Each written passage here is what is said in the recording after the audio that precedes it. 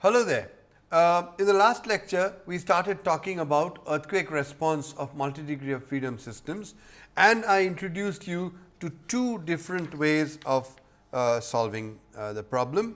And let me just rephrase that we are again looking at earthquake response of multi-degree of freedom structures. Please note that it behooves me to add over here that there is a lot more to earthquake response analysis than what I am doing. I am just taking an overview of just two lectures to give you an overview of earthquake response of multi-degree of freedom systems.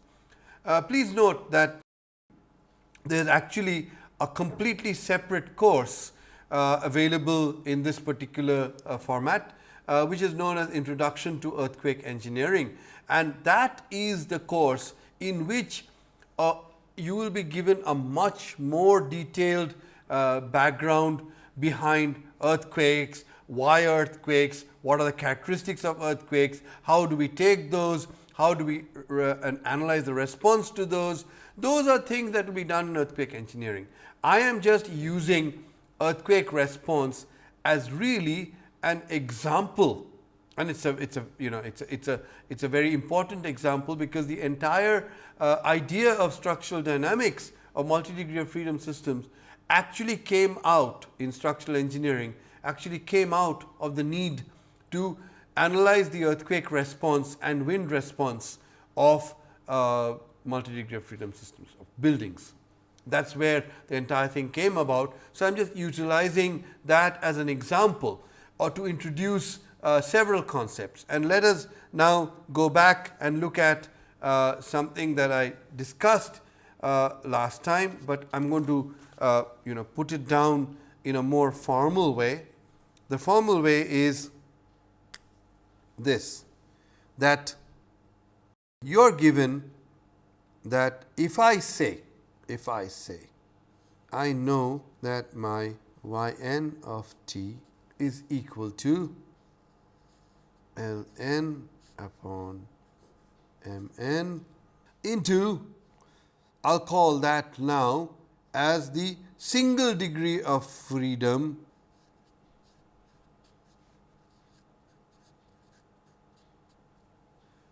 okay. So, this is the V single degree of freedom T is nothing but 1 upon omega 0 to T V g tau H T minus tau d tau. So, this is, we know that this is the response of a single degree of freedom. Okay. So, I can call that in a way. So, that is my yn of t, and my Vn of t is equal to ln upon mn into phi n into yn of t. We also found out that the Fsn of t, that is the, so this is the displacements relative to ground. Please understand that these are the displacements. These are the equivalent static loads. These are the equivalent static loads that give the displacement relative to the ground that we have over here, and this we saw was equal to ln upon mn omega squared m mn into phi n yn of t. Okay? And the specific form of base shear in the nth mode is equal to ln squared mn squared into omega n squared into yn of t. So, these are the things that we have evolved, and therefore, if I look at what I call as the response history method. So, this is known as the response history method. The response history method is based on the following: yn of t is equal to ln upon mn. Okay, let me define a particular term. Okay, let me define a y hat n. A y hat n is that single degree of freedom problem that I have, which is minus 1 upon omega. So, that I am just kind of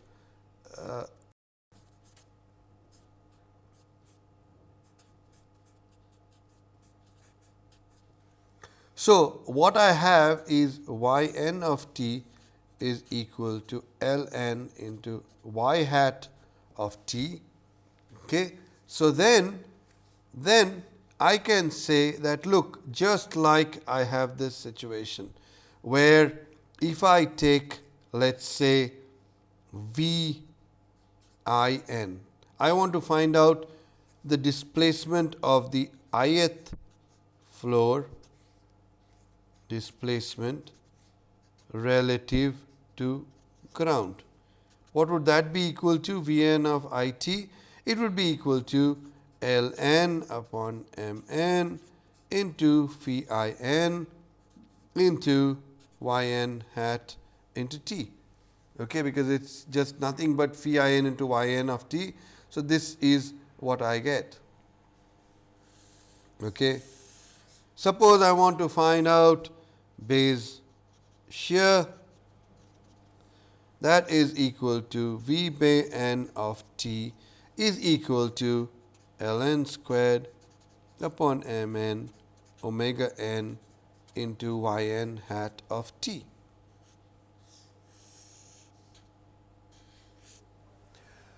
The point here is that we see that there is a quantity given any response quantity,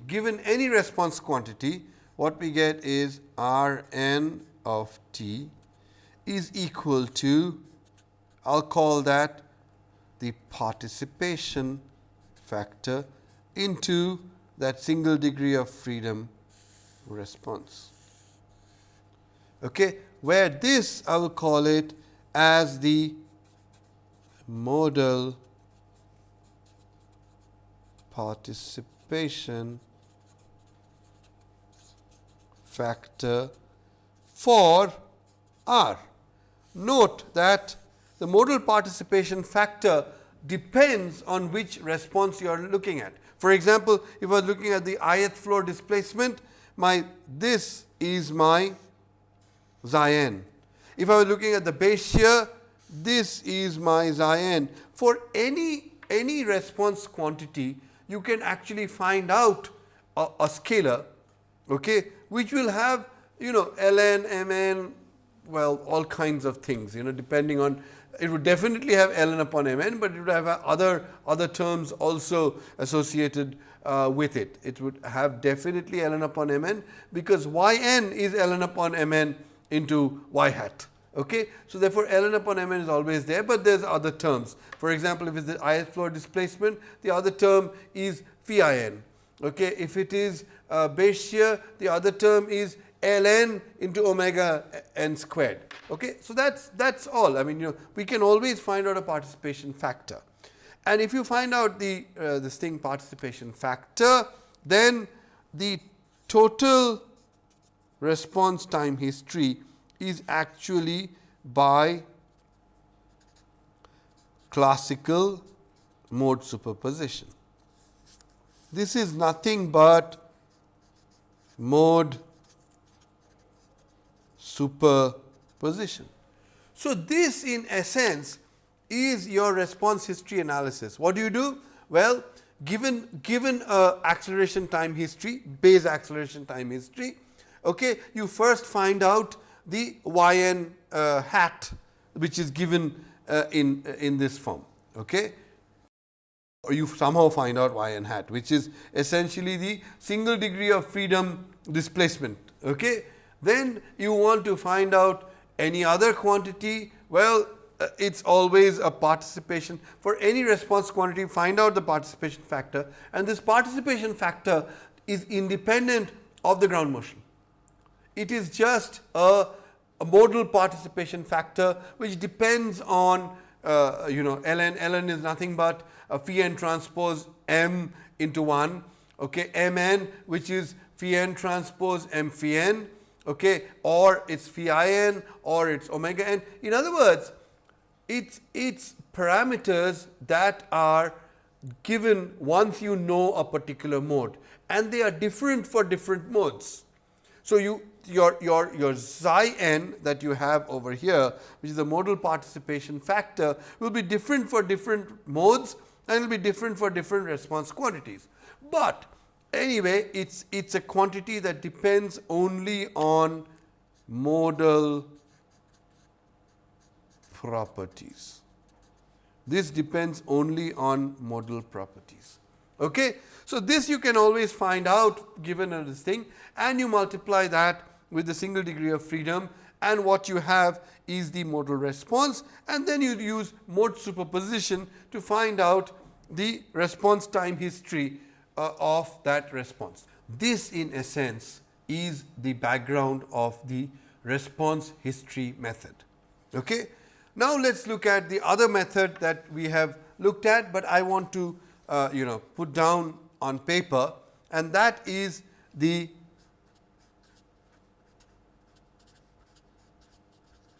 response spectrum method. Okay, response spectrum method. In the response spectrum method, what you have is actually these parameters. Let us see. Suppose you want to find out yn hat max, that is a single degree of freedom. Yn hat max is nothing but SD omega n and xi. So, these depend on the modal parameters, and so the deformation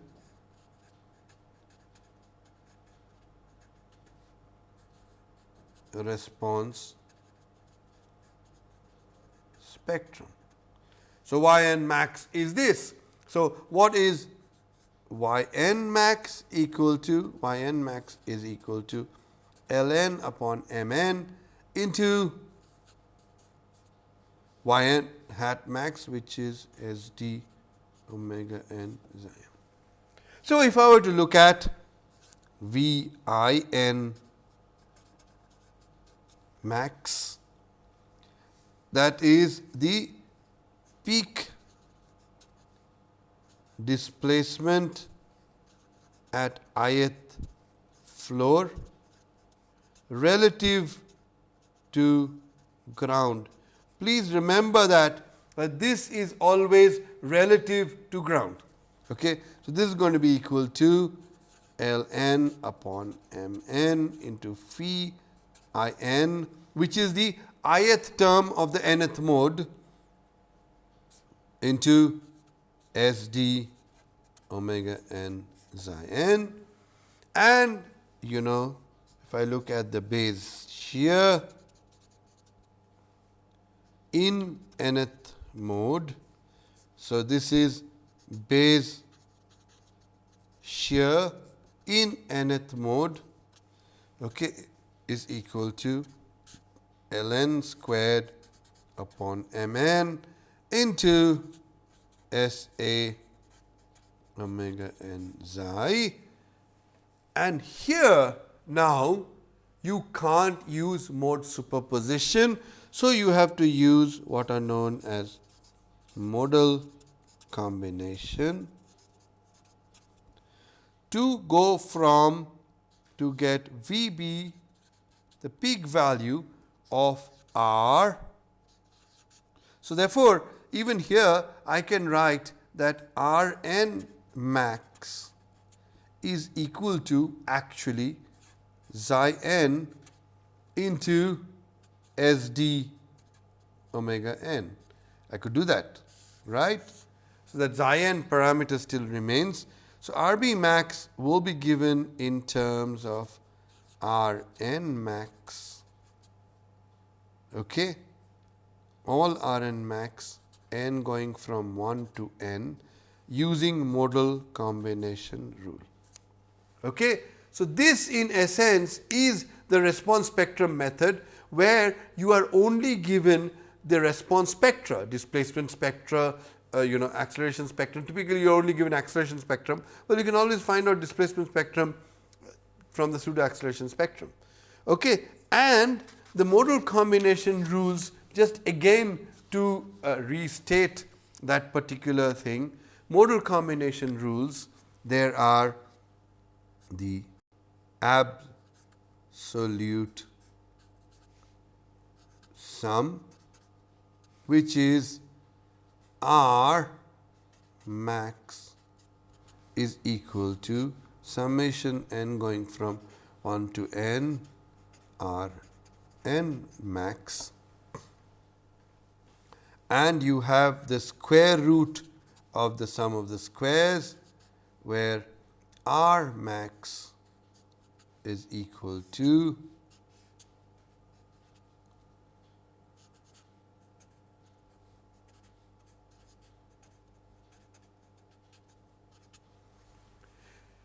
okay. These were rules that were developed and which seemed to give very good results, and so they were used. Okay. SRSS is the most commonly used,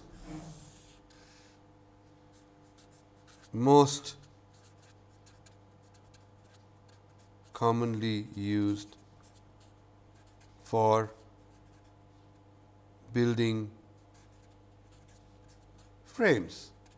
Why? Because, well, what they did was that they did the response history analysis, obtained response history analysis, got R of t and found out the peak of R of t, okay, and then saw, well, let's look at Rn of t, look at peak Rn of t, and they saw that, well, if I used the SRSS rule, the R max that I got from this came closest to the true R max. That's how they did it. Okay. Till this was used in the 60s and 70s extensively, till in the early to mid 80s, when they were looking at random vibrations, etc. I don't want to discuss that. They did some very interesting things and found out that this is only valid when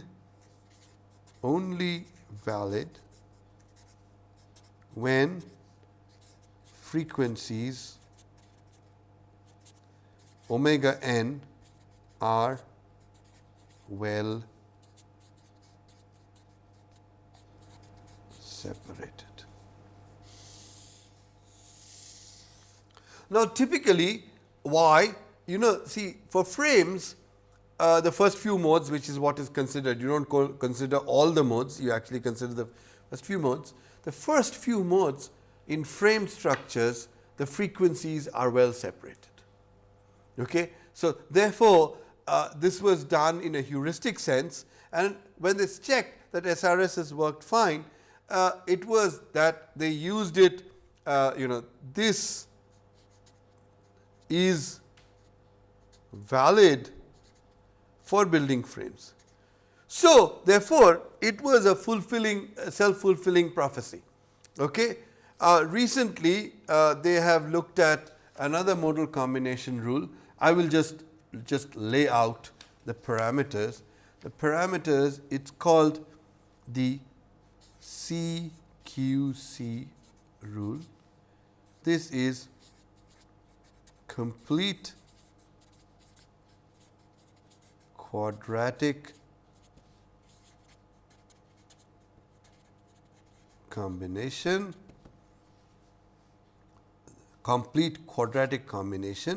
and this rule says that look, R max is equal to double sum n going from 1 to n, n going from 1 to m, rho mn Rn max into Rm max, where rho mn is a correlation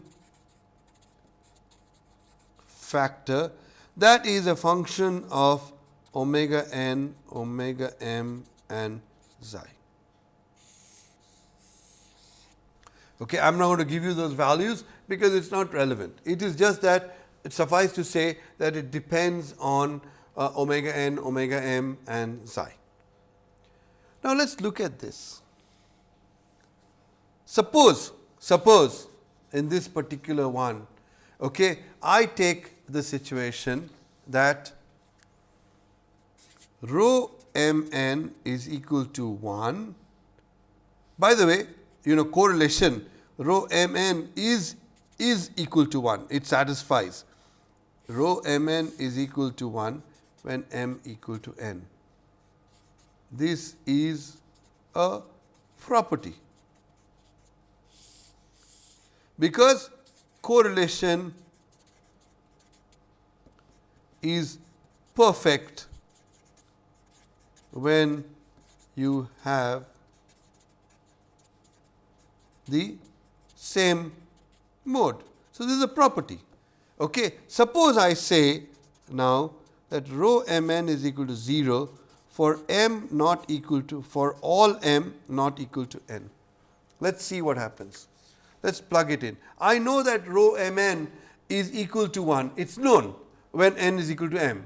So, that means it becomes Rn into m, that is Rnx squared, okay. And note that all mn for m not equal to n is 0. So, if you look at this double summation, what does this become? This double summation, then CQC implies that R max is equal to, note that the double summation, only the term m equal to n lasts. So, this then becomes a single summation n equal to 1 Rn mx squared SRSS. Okay. Now, this correlation factor rho mn tends to 0 when omega n and omega m are well separated. This is part of the function. So, as it tends to 0 when they are well separated, that means it becomes SRSS. So, SRSS is actually included, the square root of the sum of the squares modal combination rule is actually embedded into the complete quadratic combination rule, the CQC rule, okay, which is why today in the world, okay, we tend to use the CQC rule. Why? Because, well, if they are not well separated, CQC rule gives a better estimate, and if they are well separated, it kind of automatically becomes an SRSS. Okay. So, we do not have to completely separate it out and use it. Okay. So, this in essence is modal combination, and modal combination rules are essential in any method that computes only modal peaks and not modal time history. And the response spectrum method is based on only computing modal peaks. And so, if you have modal peaks, the only way that you can tackle this problem is by applying a modal combination rule. Okay. So, this so therefore, coming back to it, we have two methods for earthquake response analysis of multi-degree of freedom system problems. We have the response history method, which I have enumerated, okay, and we have the response spectrum method, okay, where in the response history method, you can use the standard mode superposition and get away with it. The response spectrum method, we only get modal peaks, and if we get modal peaks, then the only way that you can combine is by using modal combination rule. Please note something, that I have used earthquake response as an example. Let us say that you want to find out, okay, you have a shock load, and you are given the shock spectra, okay, which is essentially what? Tn upon Td, okay, T upon Td, T was the thing. So, it is really Tn upon Td. Now, there also, what are you computing? You are computing the modal peak. Single degree of freedom, you get peak response. See, we showed when we looked at it, we tried to develop time history, and then later on, if you look at harmonic, simple harmonic, what did we do? We said, okay, we draw the modal amplification factor, okay, and then, okay, we are able to look at the variety of things that we have, and therefore, the point then becomes that the entire thing, if you look at my single degree of freedom problem, okay, the entire thing, let us just look back at it, okay. If you have a harmonic response, you have the displacement response factor. So, therefore, now you look at it omega bar upon omega n. So, for every frequency, you find out omega bar upon omega n and find out the displacement peak displacement response factor, multiply by the modal factors, you have got the modal peaks. Okay. You look at the shock spectrum, what you do is, it is Td upon time period of the structure. So, it is really Td upon Tn. So, therefore, you look at any specific kind of load, you find out Td upon Tn, and you look at it, read it off, you have got the static response ratio, you multiply that by Pn naught, So, these are all things that are based on finding peaks. Whenever you find out modal peaks, okay, whenever you find out modal peaks, the only way that you can find out the total response peak is by using modal combination rules. So, therefore, although I used earthquake response to illustrate modal combination rules, please understand that this is equally valid when we look at other response also. So, these are typically the kind of problems that you land up. In the next couple of classes, I shall actually look at some example problems of shock spectra, of harmonic loads, and earthquake loads. Well, earthquake loads I don't need to, but to show you that modal combination is fundamental to response analysis of multi-degree of freedom systems, because in single degree of freedom systems, remember what we said, we were not interested in the time history. Okay, we were interested really in peak responses. Okay, so now if you are interested in peak responses, and you see the single degree of freedom in a multi-degree of freedom is really the modal amplitude. So, essentially we get only the peak modal amplitude, okay, and once we get the peak modal amplitude, every response quantity in a particular mode is connected with the modal amplitude. So, you only get the peak values. So, anytime you get the modal peaks, any response analysis procedure that only gives you modal peaks, okay, the only way that you can compute the total peak, the actual response peak, okay, because ultimately mode is just, ultimately you do mode superposition. Well, the only way that you can superpose modes to get the total response, total peak response, is by using modal combination. And I have looked at 3 modal combination without stating anything specific. The absolute sum is something that I normally don't use. We always use the complete quadratic combination or the SRSS, and as I said, SRSS is incorporated in CQC, so there is no need to go about it. Only thing is that the first thing in any response analysis is you do free vibration analysis.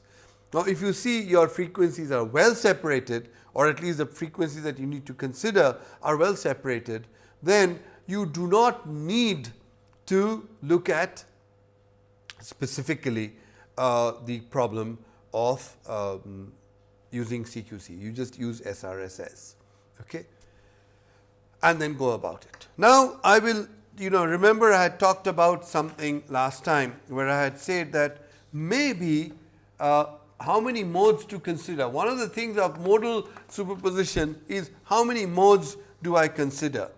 And in an earthquake, you can actually find this out very, very easily. Let's look at for base shear. And now I am going to drop the max, because anytime I put in SA, it is automatically max. Okay. VBN max is equal to ln squared upon mn into, and we'll call this SAN. SAN is nothing but, which is this term is equal to SA of omega n given as I value. Okay. So, this is your parameter. Now, this ln squared upon mn. Okay, if you look at it, what is ln? Ln is phi n transpose m into 1. Okay. So, if I look at it, ln squared is actually phi n transpose m1 into 1 transpose m phi n. Okay. Now, this can be shown, and what is mn? Mn is equal to phi n transpose m phi n. Okay. It can actually be shown that for frame structures, summation n going from 1 to n ln squared mn is equal to summation mi, I going from 1 to n, nth floors, total mass of structure. Now, total mass of structure is something that we can always evaluate given a structure. Okay. So, if I look at it, I'll get this kind of a situation that let me first find out I going from 1 to n. This is an n story frame, okay, and mi is story mass. So, this is equal to total mass. Total mass of building. Total mass of building that is not at the base. So, it is the total mass. If there is any at the base, that is not to be included in the total mass of the building. Okay. So, you can always find out the total mass of the building. Find out the total mass of the building. Okay. Then, so this is the total mass of the building. Okay. Then you know this. This is a term that you know. Then what you do is you find out ln squared upon mn. You can find that out, okay, and keep doing it, adding it.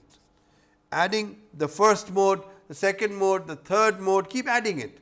So, find out this parameter, okay, for n equal to 1, 2, Now, if you do ln squared upon mn divided by m, okay, this gives you nothing but percentage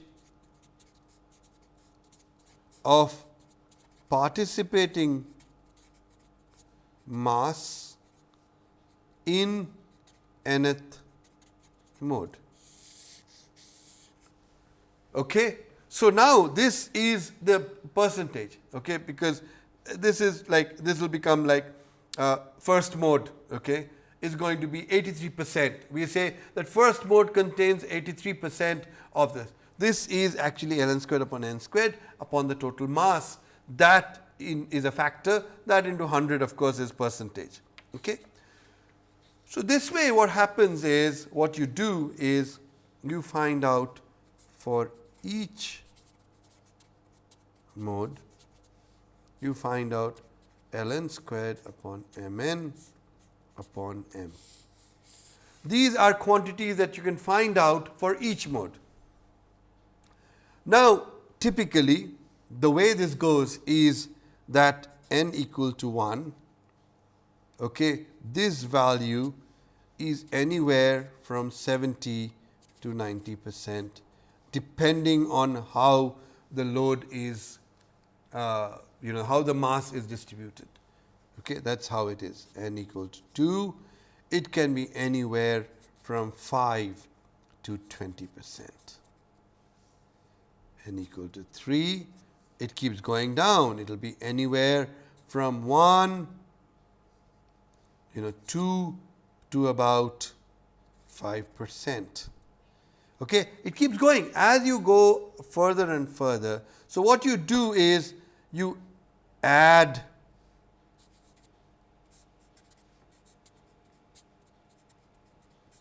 you keep adding them, and then what happens is, as soon as you hit 95% of participating mass, stop. That many number of modes you consider. So, you see, for earthquake response analysis, and if it is force response, you have a specific way of computing how many modes should I consider, how many modes should I consider. And although this is strictly valid for earthquake, okay, this is something that is used in general to say that, look, but if this is, understand that what kind of a loading is it? It is a inertial loading, it is equal loading. For that, this one is valid. Okay. If the loading that you have is fairly uniform over the height of the building, then you can use this irrespective of what kind of load it is. If it is fairly uniform, you can use this to get the number of modes. If the loading increases with height, okay, this will always underestimate the response of the lower modes. So, in other words, if you use this procedure to calculate the number of modes that you are going to be considering in this in your analysis, okay, in the modal analysis, okay, mode superposition, mode response spectrum, whatever, any mode superposition based method, okay, if you compute m based on participating mass, okay, as long as it is uniform or increasing, okay, in the spatial variation of the load, if it increases, then this is a very valid way of computing how many modes should I consider in the analysis. Okay. Now, the problem that happens is, if there is any other kind of complicated loading pattern, spatial loading pattern, okay, this then becomes a problem. But understand that in structural engineering, the typical kind of loading for which this was considered was essentially wind load and earthquake load, environmental loads. Okay. So, if you are looking at environmental loads, this is a perfectly valid way of computing how many modes should I consider by looking at participation mass, because in terms of earthquake load, you have uniform load because m into 1, remember, uniform loads, and you have in wind load you have increasing load with height, and that actually you require less modes. But if you consider more modes, there is nothing wrong with it. And still consider the fact that since the first mode has about 70 to 80%, even if you have many degrees of freedom, pretty much within 10 or 15 modes you will have hit 95%. Or if it's a very, very complex structure, as I said, remember I was telling you yesterday, I had a 1500 degree of freedom structure where I had to consider 50 modes. Well, this is how I actually computed the 50 modes that I needed to consider.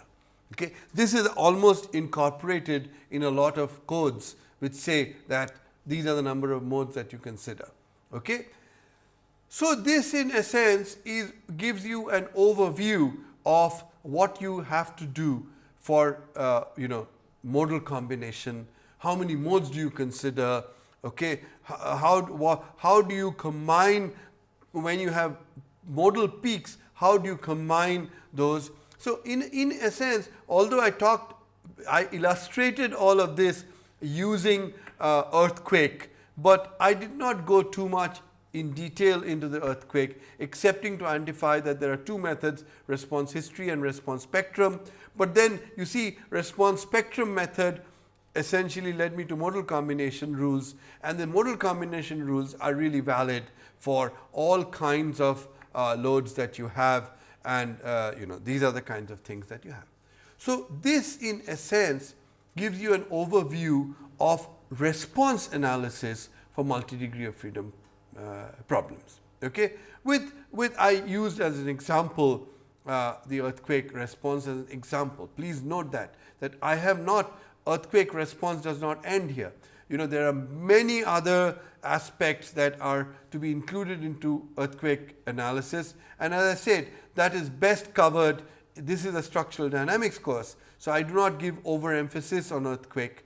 Okay. However, I use earthquake because it's something that we have a handle on, and it also introduces us to the concept of response spectrum, etc., etc. But for detailed earthquake response, please do not look at this course. Please look at the course on Introduction to Earthquake Engineering. So, here earthquake is just an example. I do not go any further with earthquake. Okay. So, now we have looked at multi-degree of freedom problems, and we actually have looked specifically at frames. Okay. And although some of the development that I did, you could do it for anything, because as long as you can calculate the mass matrix and the stiffness matrix and the load vector for any kind of finite element model, you should be able to solve it using the response history or the direct integration procedure. Okay, where you have to now come back, you have to define damping C, and we also discussed on how to develop the damping matrix if you are not using the mode superposition, so that it is consistent with mode superposition and the fact that xi, the damping, is really a constant across all modes. Okay. So, all of these are things that we have looked at, but by and large our entire focus has been on frame buildings, because if you remember, even in the equations of motion, okay, I looked at beam column element and how to develop for the element level stiffness matrix and mass matrix, and how to put it together in overall sense. Okay. Now, you can actually get for any element, as long as you use a finite element, you can actually get an element mass matrix, element stiffness matrix, element load vector, and then put them all together, okay, into a structure level formulation. So, in other words, nothing that I have done is not valid. Okay. However, I have kind of stayed more and more on framed kind of structures. So, let me end today's lecture by just introducing you to the concept of a building, and let me take the specific example of a one-story building just to illustrate, okay, nothing more than just illustrate the concept. Let us take and so I'm essentially looking at a building now. And you people must have seen that a building, you can do a 2D analysis or a 3D analysis. This is something that all of you must have been aware of. The 2D analysis is nothing but frame analysis, which we have already looked at extensively. Now, let us look at, since I always say that all that we are going to look at is going to be illustrated with building structures. I have already done the 2D analysis for a building actually, okay? Because in 2D analysis you just take frame by frame, okay, and you take participating mass, etc., etc. These are standard techniques, and you do a frame analysis, something which I have already looked at. Now, let us look at 3D analysis, and the question becomes when, how. Okay. So, this is how we are going to look at right now, and I am just going to introduce the concept. Okay. We'll solve problems later on about how to go about this. I'll take some example problems and solve them. Okay. But when do we do 3D analysis?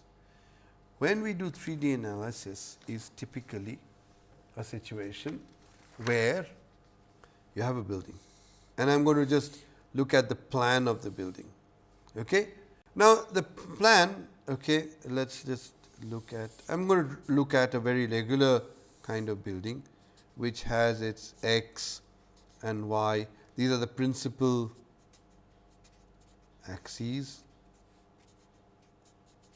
and the principal axes are aligned very nicely. Okay. Now, typically if you do 2D analysis, it is valid when you have at a floor, this is a floor. A floor, you have the center of mass. Let us assume that the center of mass, it is uniformly distributed, and this is the center of mass. Okay. Now, you have a situation that, okay, you have frames aligned along this direction. So, these are the primary frames aligned along this direction, and you have frames aligned along this direction. Okay. Now, if you have a situation where if you look at frame by frame, you look at, see, a frame always has its own stiffness. Remember, I said that if you look at this as frame, right? I am looking at a single story frame. Remember, I said that if you use lumped mass, you can actually get a KT into VT is equal to F, right. In this particular case, you can get an equivalent translation, right. So, in other words, if I were to look at it as a single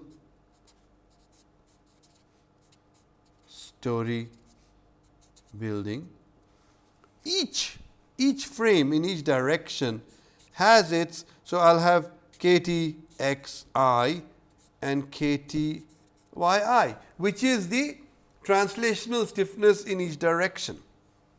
Okay. So, now if I look at these, okay, and I do, so these are the KT xi's, these are the aligned along this direction, and suppose I find out xi that yi, that is the distance from this line, the x line, yi into KT xi, okay, and I sum that over all the frames, all frames.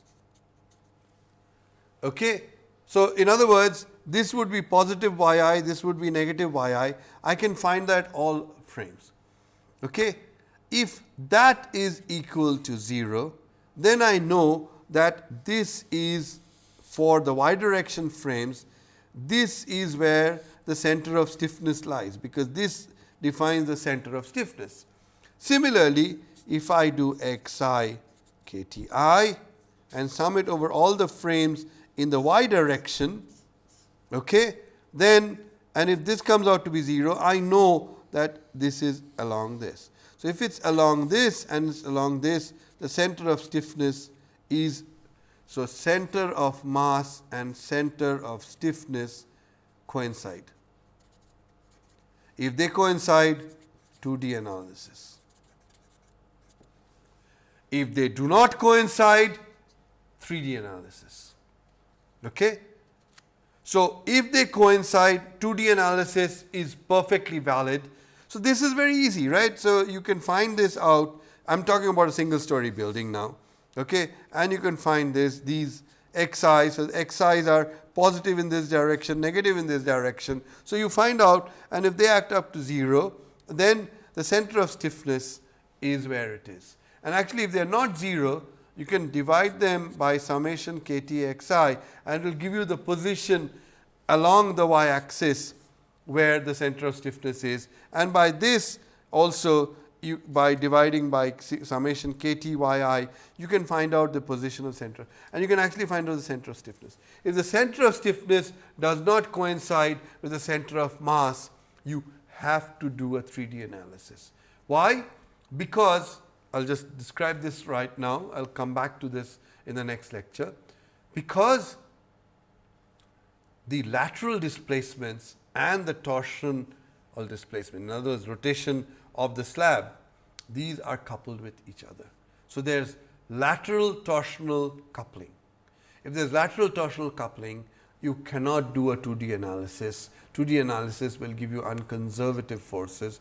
You have to do a 3D analysis. Okay. So, I will come back to this in the next lecture, and we will discuss this in a little bit more detail. Thank you very much. Bye-bye.